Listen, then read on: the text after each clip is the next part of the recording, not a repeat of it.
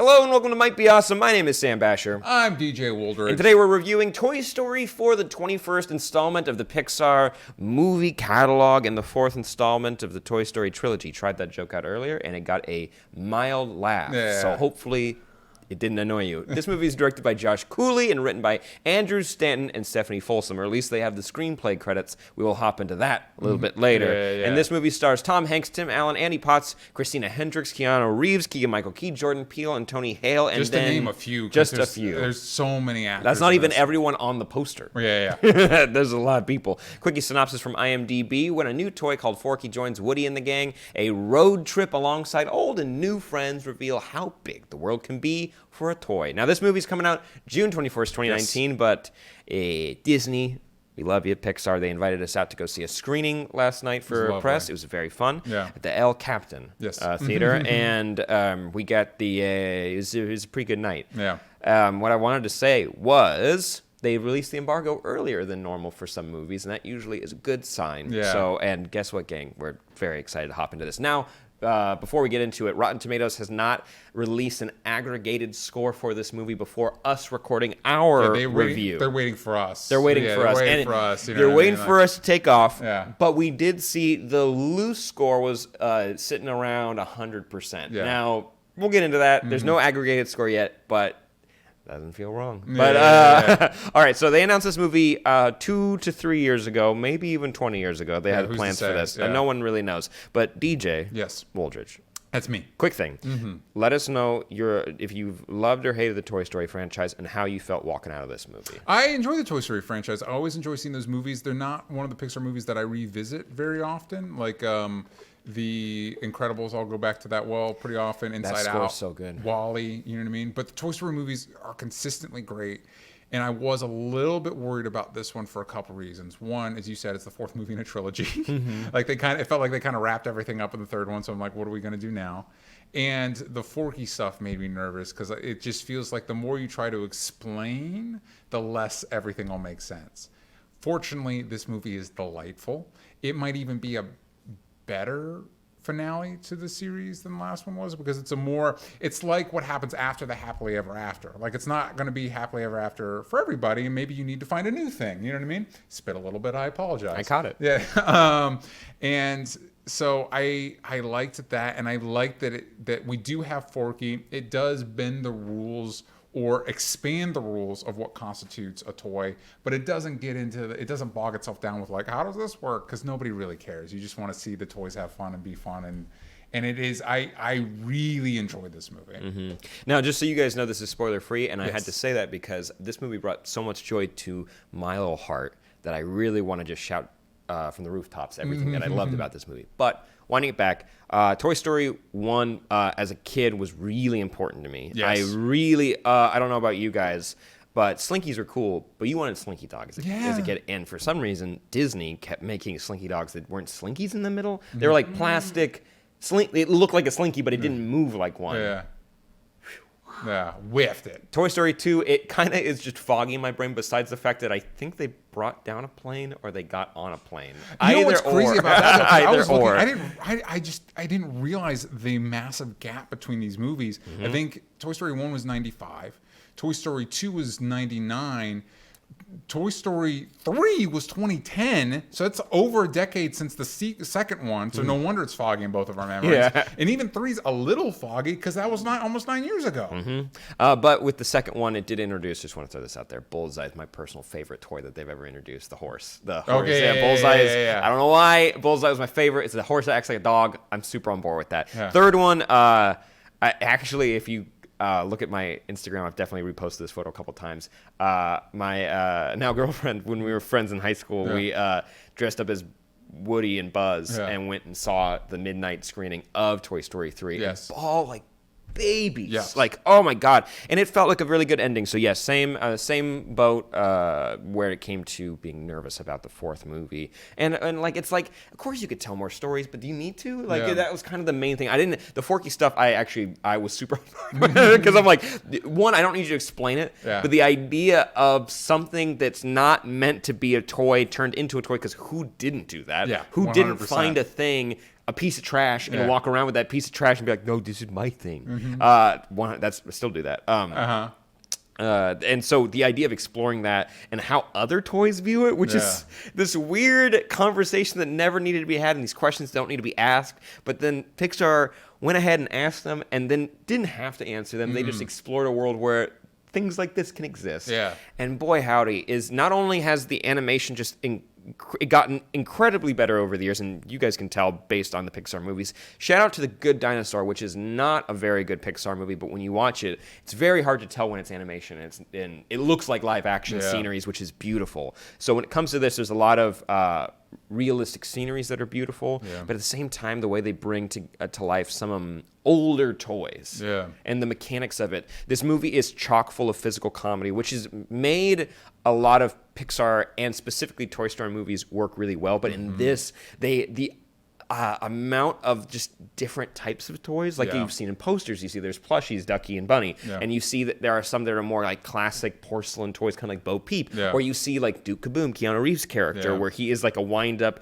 Launchum like toy. Well, how would you describe him? It's great. Well, he's one of those like race toys, the ones you pull back and then it goes forward a little bit, and they each even ones, Duke Kaboom, we get a little bit of his toy backstory, but each toy you get a sense of like you could truly imagine it being on a shelf when you were a kid. And I think that attention to detail, you talked about the visual gags and the trust Pixar puts in its audience to be like, hey, we don't need to, there's a whole entire the sequence that Forky's created is entirely without dialogue. You know what I mean? And it's that trust it puts in the audience, that attention to detail. It's a kid's movie that has more love and care and again that attention to detail put into it than most movies meant for adults. And I think that's what makes the Toy Story movies so enduring, but also Pixar's success as a studio. Oh yes, and with that success, you're able to kind of tap into a lot of very diverse talent. In the sense of some more comedy backgrounds or some more serious dramatic backgrounds, but they're able to perform on a multitude of levels. Like specifically, I'm going to be mentioning these characters a lot. Ducky and Bunny have the funniest bit in any Pixar movie. Actually, it might be the funniest bit in a movie I've seen this year. And we'll leave it at that. But of course, when you're getting Keegan Michael Key and Jordan Peele together, you're going to get something special. And their specific bit is delightful. This movie is delightful. And Christina Hendricks brings a lot as Gabby, and there's a cool connection between her and Woody and what it means to be a toy. And also, I guess the performances, I'll throw it out there, from the dummies. That's different. Those aren't actors, but those are just a physical comedy. It's a good use of. I think Gabby's was one of the top antagonists in this series, and I like the way she's utilized. And I gotta say, I really like the way Pixar utilizes an antagonist, because it's not traditional. Like, they don't have like Disney villains, like the mustache twirling, like the bag, and those are cool. Like Jafar, Maleficent, all of them are iconic. It's more complicated. You know what I mean? It's more, their antagonists are more complicated. Their goals are more complicated. And Gabby is in line with her. And then there's a little kid sitting next to me. And when the dummies came up, he's like, they're just so creepy. It's like, yeah, they are. You're right. You're right. They are so creepy. What's great is that Pixar leans into the fact that everyone feels a little uncomfortable by them. And uses it in a way that both creeps you out but also fascinates you. Like, I kind of do want to see them. They're able to utilize every aspect of each of the toys' specific personalities. Like, we actually have a picture of Bo Peep, but you also see another little character, like a Polly Pocket type top character that is miniature and comes from like a small land, similar to the way you would think of a toy like that. And the way they view the world is differently. And so same with the dummies, and same with Forky, and that's a performance from Tony Hale that is phenomenal. And his point of view on all of it is like an outsider that, like, if you got dropped into a book, it's like, or you got dropped into a cartoon.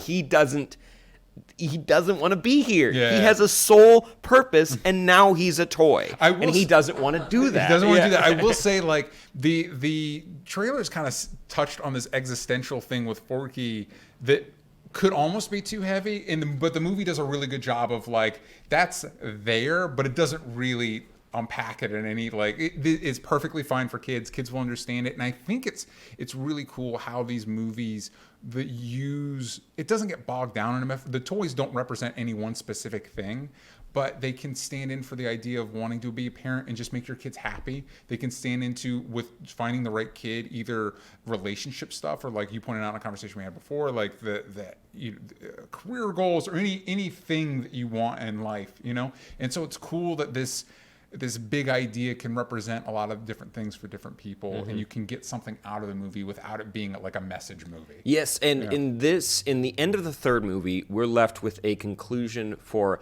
Andy's story with his toys, and that's very sweet. But the idea of the toys having a life outside of Andy is kind of what is explored in this movie. Yes. And keeping it spoiler free, but and like we were talking about, like what you want best for your kid. For me, the way I viewed this movie is not looking at career specifically, but what you want in life and how things can change. And that's totally okay. You can have a career goal, or you can have a life goal, a relationship goal, or what have you. And this movie, in a very, not this, it's the first movie that's ever said this, but this movie in a very cohesive and coherent way shows you that life can change, and you can make it whatever you want it to be, like toys. And it's such a beautiful story. And the setting of this movie being at a carnival on a road trip, it allows you to see toys, also an antique store, so you're able to see toys from every generation, from all walks of life, however you want to say that. And so it is able to tell that story through a multitude of lenses. And by the end of it, you're just left, I was left tearing up. Yes. I cried just a little bit.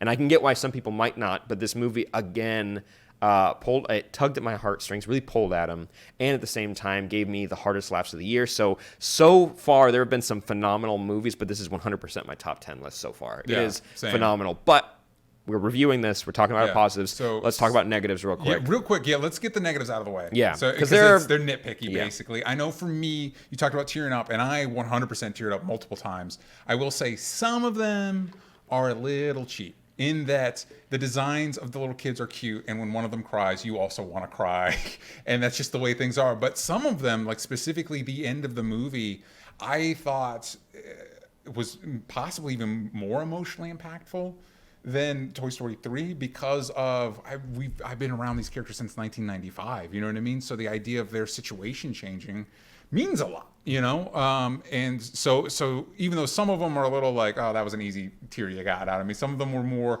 genuinely earned. And also, this does kind of have a problem that other movies have had recently, where it's like there's multiple major climaxes, and one climax definitely recycles an idea from a previous Pixar film. Yes, and which that's just is a good beat, I will say. It is a good bit. But it is a good bit. It's the same. It's the same. And so Pixar's at a point where they've done enough movies where some of their stuff is starting to recycle a little bit. For me... But again, nitpicks. Yeah, for me, going into this movie, I tried to drop the idea in my head that this movie felt extra, but by the end of it, it is, but it's extra like dessert is to a meal, and it's not a bad thing, because Pixar didn't just like get you some old ice cream and pour it in a bowl and give it to you or whatever, or like I don't know what my analogy is for dessert. I don't really eat it that much, but the idea that this is something extra, Pixar didn't treat it as just scraps that they had left over from other stories. This is actually its own story that they put a lot of heart and a lot of effort and a lot of talent behind. 100%. So it is worth it. For me, the conclusion to the story of Andy and his toys was perfect in 3. But the idea, reiterating again, that the toys can mean more to more people outside of that one relationship is a beautiful way to end this story. And I can't believe the talent they were able to get for this movie. I think... Actually saying that now, I'm like, who wouldn't want to be in a Toy Story movie? Like, who? I don't care what I'm going to be. I'll be literally anything.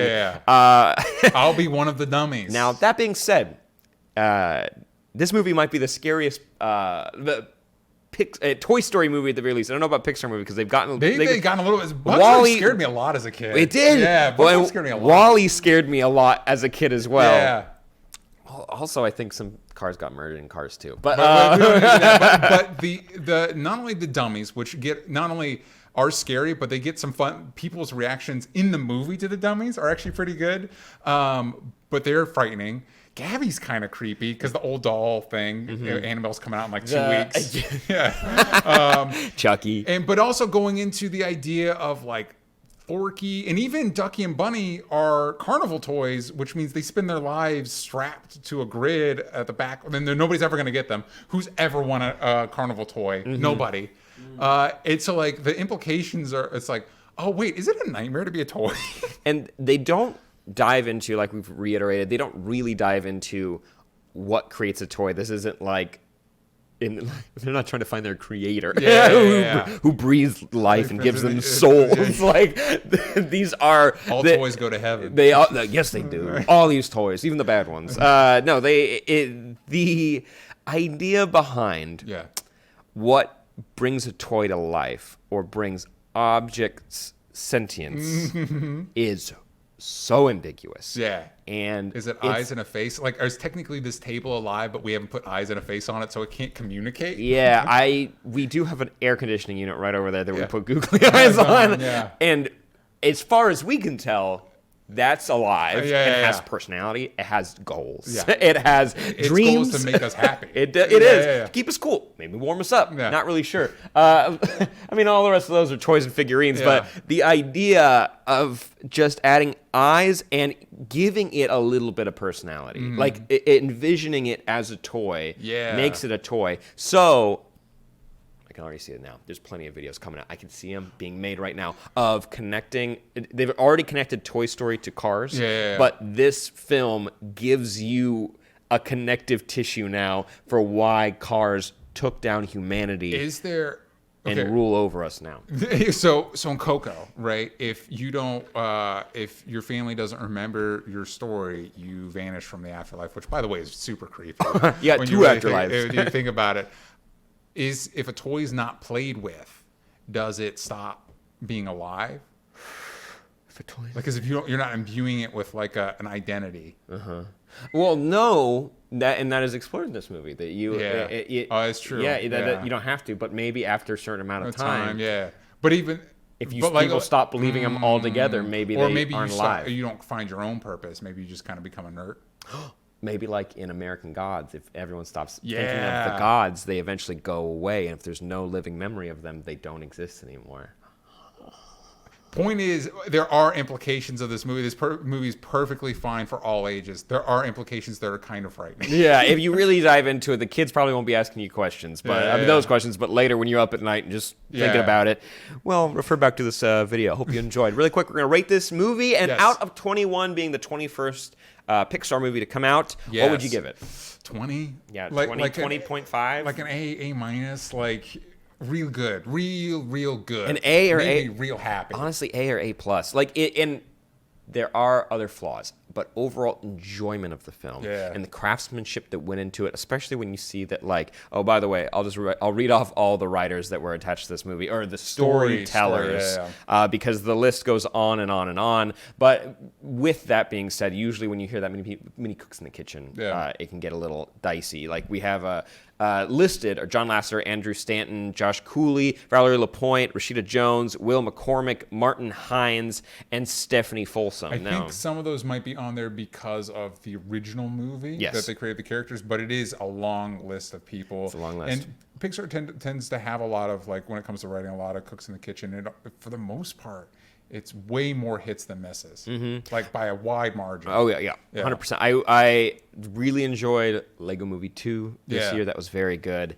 But Pixar really nailed it. And I know Frozen 2 is coming out later this year, but so far, this has got my vote. I don't vote for the Oscars, but this has my vote for Best Animated Film. Yeah. Really so good. Really a joy. Made me very happy. Love revisiting this universe. Maybe I've never seen, like, they've done TV special stuff. I've never watched them. Now I kind of want to go back and see them. Disney Plus. I would love. Hey, there it is. Anything. Yeah. Like just shorts. Do more shorts. And love what you've been able to do. I'm glad that this launched the whole Pixar enterprise. And as much as I was kind of like, oof, a fourth Toy Story, so glad we have it. So thankful. Especially just, hey, if you guys want to pick me up, this is a movie for you. 100%. So if you guys see this movie, let us know what you think in the comments down below. Make sure you check out our Patreon for early access contest to some of our reviews, as well as bonus shows, which is really fun. We're going to be talking about new comic books that came out this week, and E3 stuff, and Men in Black, and Aliens. Oh my God, there's so much. And also we have a deep dive into the history of Men in Black on this channel. So make sure you check that out and subscribe and like this video. Please and thank you at Sam Basher At TJ Talks Trash. Boom. And at Might Be Social everywhere that matters. Go to onlystupid.answers.com for more. For more. For more. And we'll see you guys next time. Bye-bye.